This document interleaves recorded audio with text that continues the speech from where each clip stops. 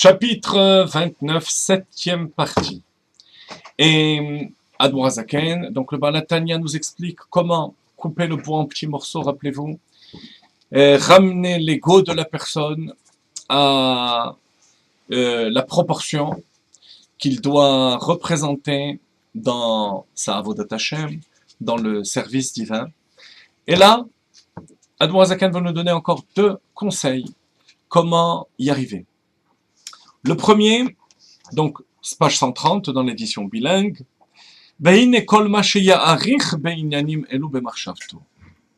autant que la personne sera capable de, littéralement, d'allonger ses sujets, dans sa pensée, donc sa pensée propre, personnelle, ou bien en s'approfondissant dans la lecture et l'étude des livres de moussar, de morale. Liot libo nishbar bekirbo. Et arriver à ce que son cœur se brise en lui-même, venivze be'enav, et qu'il soit méprisable à ses yeux, nim'as, et plus que méprisable, repoussant, kakatov, betachlit hami'us, avec une sensation de répugnance totale. Ulma'es chayav mamash, velim'os bechayav, être dégoûté de sa vie. Alors on pourrait croire que ça va entraîner le découragement, le yéhouch, la tristesse. Pas si on a suivi les directives du Balatania.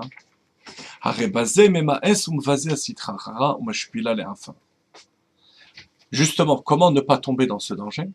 C'est en prenant conscience que le but de tout ce rabaissement de soi est de rabaisser la sitra achara, le yitzhara, le mauvais côté qui est en soi.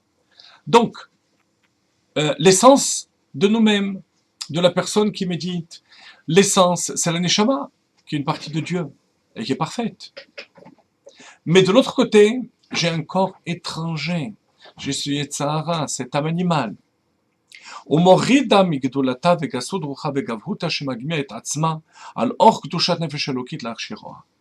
Or, la force de ce yitzhara, du mal, de la sitra achara, toute sa force, elle le retire, la sitra achara, de l'insolence, de l'orgueil.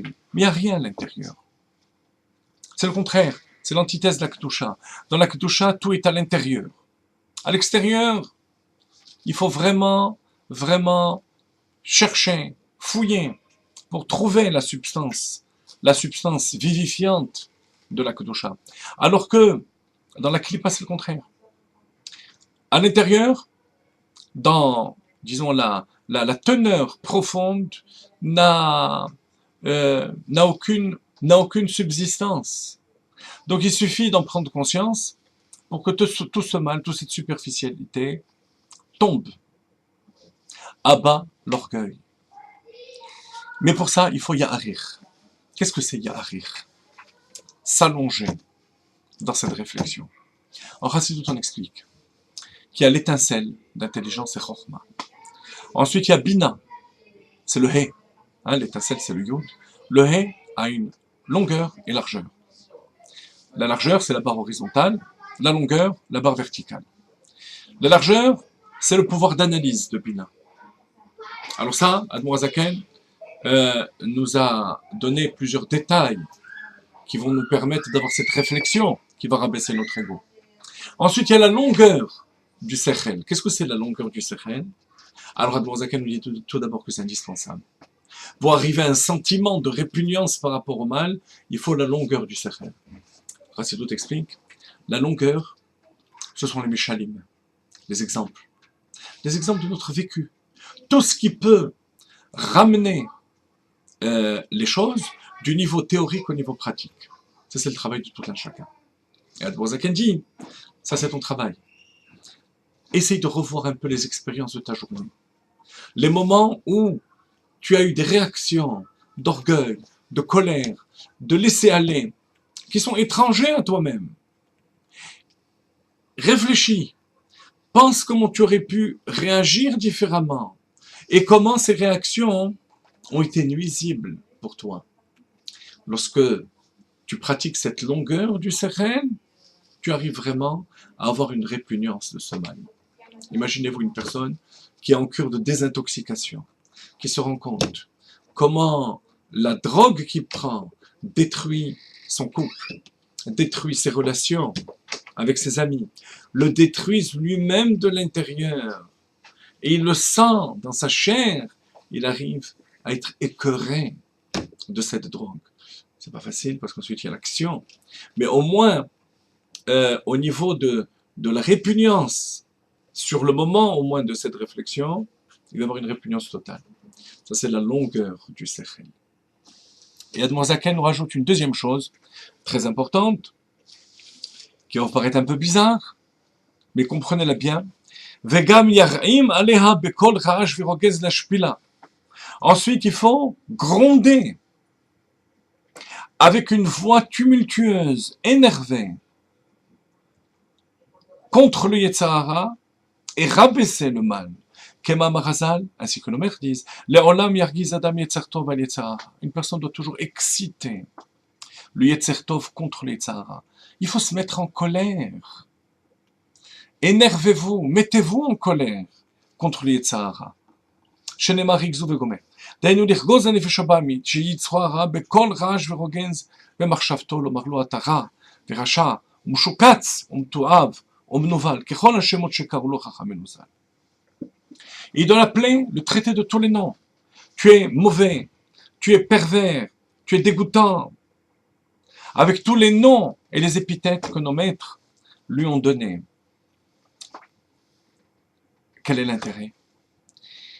De prendre conscience que le Yetzer Hara est notre ennemi, qui nous veut du bien, peut-être à la source. Le but du Yetzer Hara, c'est de transformer en bien. Mais tel qu'il est, il cherche notre perte, notre mort, notre déchéance. Et pour ça, il faut être capable de le crier. Le Zohar dit que pour qu'un oiseau vole, il faut qu'il ait deux ailes. Deux ailes. La droite et la gauche, le chesed et la gvura. Le chesed, c'est dans nos relations avec autrui. La gvura, c'est par rapport à soi-même.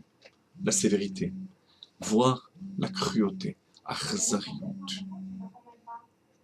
En général, malheureusement, c'est le contraire. Envers soi, on est extrêmement bon. On se passe toutes les fautes. Envers les autres, on est cruel, et rigoureux, et sévère. La avoda, c'est de rétablir l'équilibre. Envers soi-même, il faut être mahmir, il faut être gvura, et il faut savoir crier au Yetzer Hara ce qu'il est. Dans une deuxième étape, on arrivera à transformer le Yetzer Hara. C'est comme dans tous les domaines. Il y a d'abord itkafia et ensuite itapra. On soumet le mal, on l'attache, on l'assomme. Il faut un peu de cruauté et de rigueur, de sévérité envers nous-mêmes, envers notre Yetzer Hara. On est un peu trop complaisant envers nous-mêmes, et c'est avec ce conseil que on termine notre 7e partie du chapitre 29.